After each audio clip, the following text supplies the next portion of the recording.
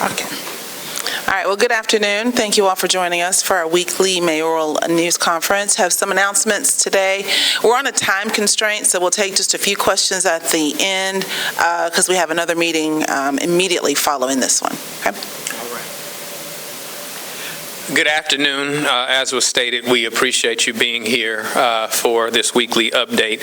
I'll try to run through the things that I have prepared here quickly. First and foremost, I'd like to take an opportunity again to express condolences for the loss of JPD Corporal Christopher Gallen. He was much beloved not only by his coworkers but by his community.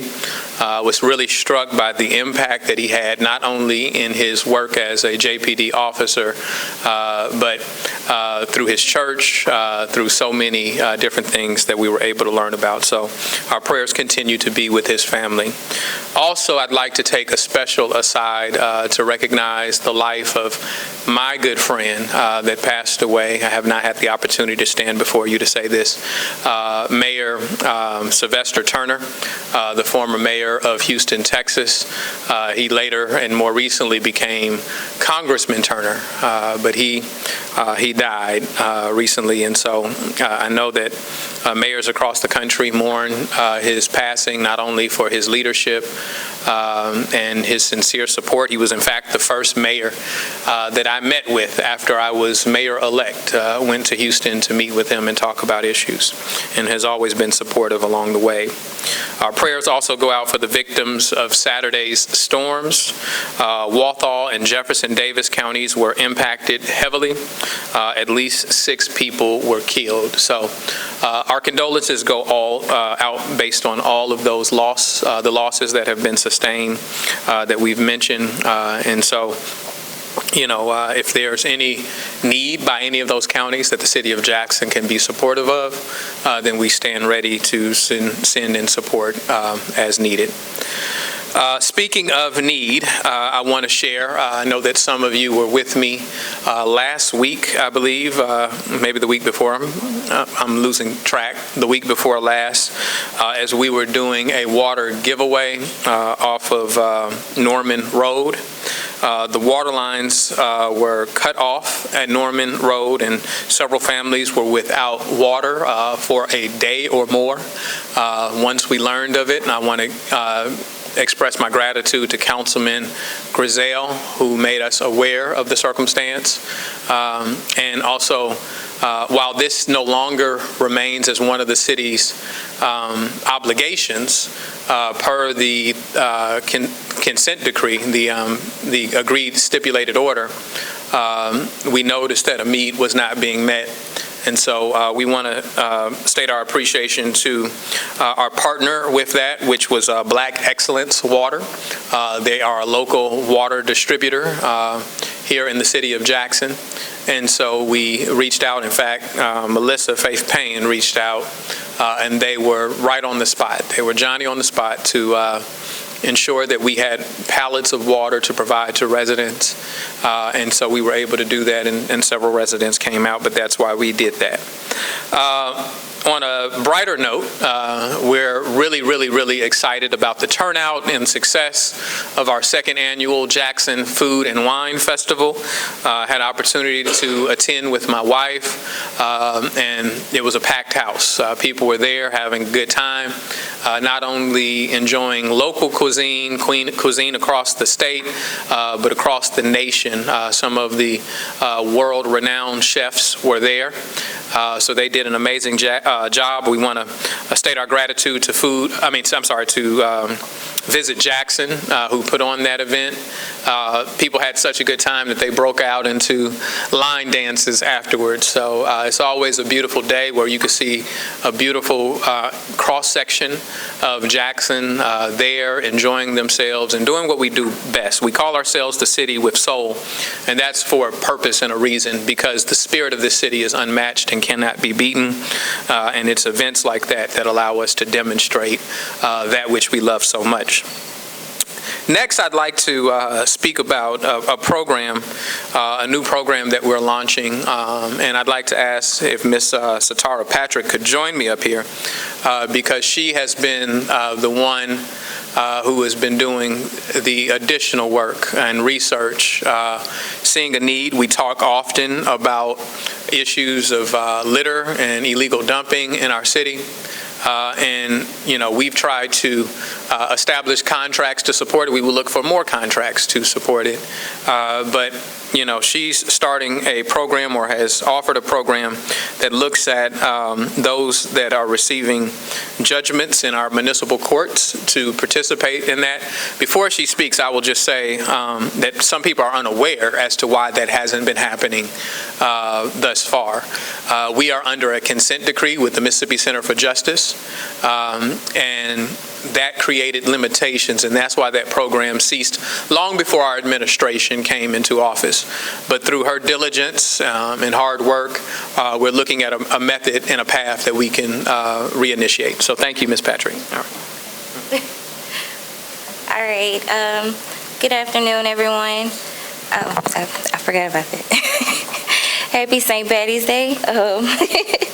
Okay, so the Clean Sweep program is basically a program that we are asking those who have like misdemeanors or small fines, they'll be able to work those fines off or serve their time by doing community service.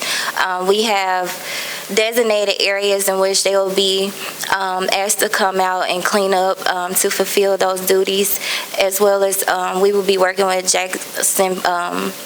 JPD. We'll be working with community engagement, as well as solid waste, of course. So that's just what that program is. And like the focuses would be like neighborhood cleanups, roll-off dumpster days, litter and debris pickup, as well as illegal dumping remediation. So we know that a lot of illegal dumping is going on right now, and we are currently making those arrests. So those who may have small fines in that manner can go out and clean up and make up for that. So that's just pretty much what it is. And right now we're working with legal to get things going as far as with the chief prosecutor and the city's contracted public defender. So we will have more moving forward next week. Yep. No, I don't know whose pen that is. Thank you. All right. I appreciate it. Again, I want to commend your effort and hard work to address an issue that persists for all residents. Speaking of that, we've actually talked about a task force with JPD dealing with litter or illegal dumping, and actually there have been individuals that have been perp walked once they've been caught. We've talked about now this Clean Sweep program. We are still trying to close in on this agreement with MDOC and MDOT for the pickup there. And we've spoken about contractual services that we've utilized and continue to expand to deal with litter and illegal dumping. And I want to express gratitude not only to Councilwoman Clay, but to residents in a Ward 2 meeting. We often talk about collective genius being our greatest resource, that we can figure out our problems through the ideas of people throughout the community. And so I want to shout out the members of that community in Ward 2 that suggested that we do a Yard of the Month program using positive affirmation, not just using the stick, if you will, not just using the penalties for littering, but positive affirmation that would get a healthy competition going on across the city. So we're working to reorganize great acts in our community. As a city, we want to recognize great-looking yards in the community, and each month we're asking homeowners associations to send in their Yard of the Month. Each month we want to showcase these yards on our social media, and we shall share more information on our social media platforms and website. From those Yards of the Month, we will likely select the yard of the month for the city of Jackson. In fact, since I have y'all here, we're going to ask that our television stations help us with that.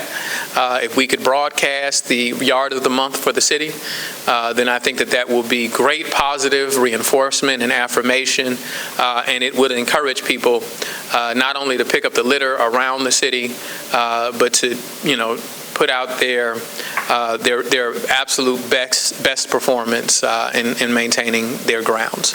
So with that, a couple other things, I'm sorry.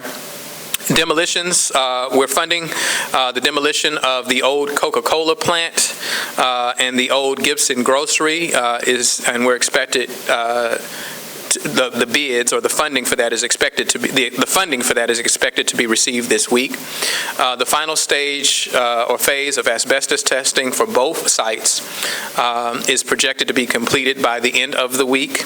Barring unforeseen delays, contractors will be able to request MDEQ clearance next week, and hopefully the city can issue notices to proceed the following week. So we're looking forward to bringing down additional eyesores in our city. Quick Thalia Mara update, oldie but goodie. There are 2 additional items that the city is working on that do not impact the reopening of the facility. The first is the purchase and installation of the second chiller. The second is the installation of a new fire curtain that was approved. There were architectural designs. It's been approved. Both are expected to be completed in the summer of this year. And recently the state has awarded $1.5 million in additional funding to support these ongoing efforts with Thalia Mara. So those are the things that I have prepared. We encourage people to be safe this weekend during the St. Patrick's Day Parade. We know that always commands a big crowd and a lot of fun in the city. So everybody be safe. We know that we'll have a lot of cleaning up to do, Satara and Chris, after it's done. They have a good time, but they trash our city pretty well. And so we'll have to pick up after that. Before I take questions, just want to do a shout out to my little girls. Both of their birthdays are this week. Tomorrow, my oldest, Alake Mariama Lumumba, will turn the big 11, and on Thursday, our little girl, Nubia Ngozi, will turn 7. So looking forward to both of their birthdays. All right.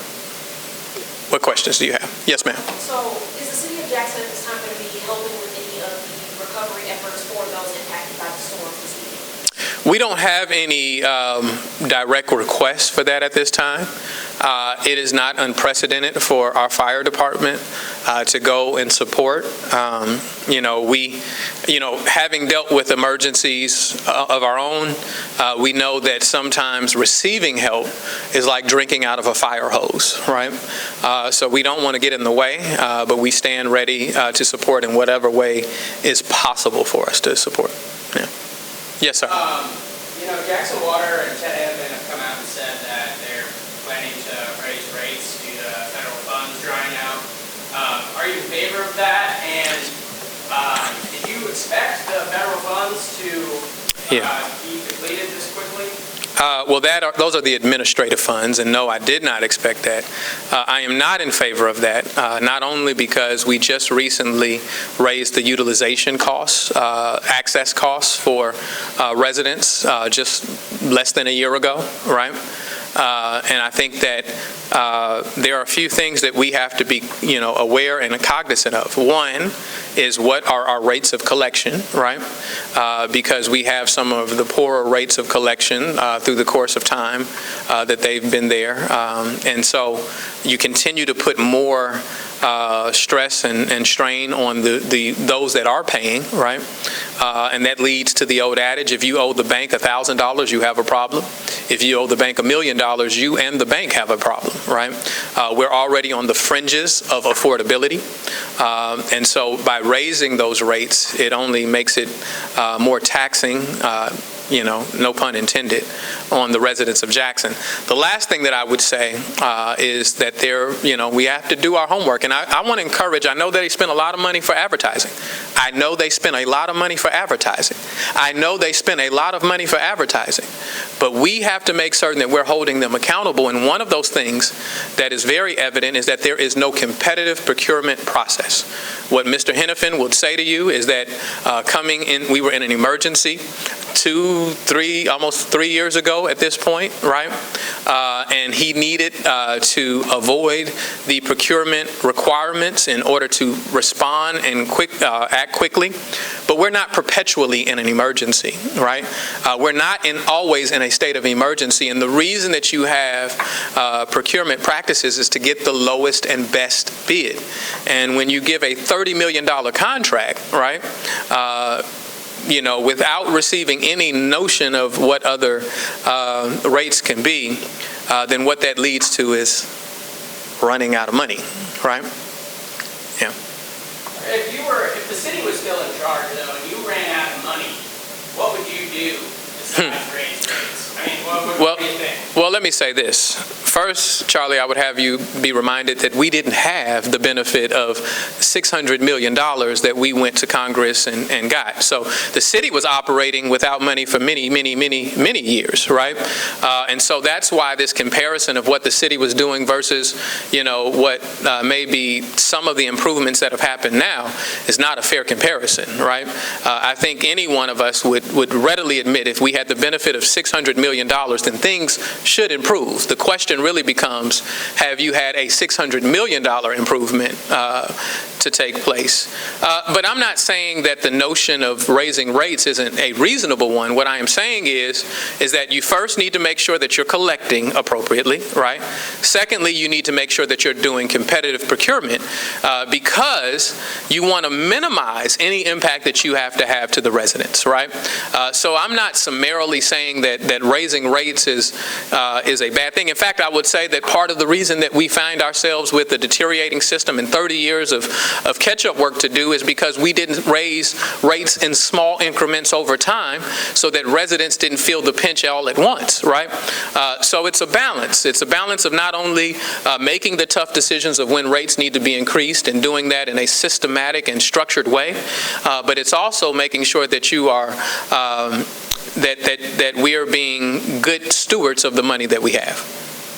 Is there just any opening date for Thalliamara yet? I'm not certain in terms of the events. I don't know that there are many things that are holding it up, but it's a matter of the schedule, and so that would best be situated with Mr. Mike Williams. We don't just go in Thalliamara on a Monday or Tuesday. Yeah. Like a reopening. Yeah. Well, I will say this. I think that everything structurally should be in place.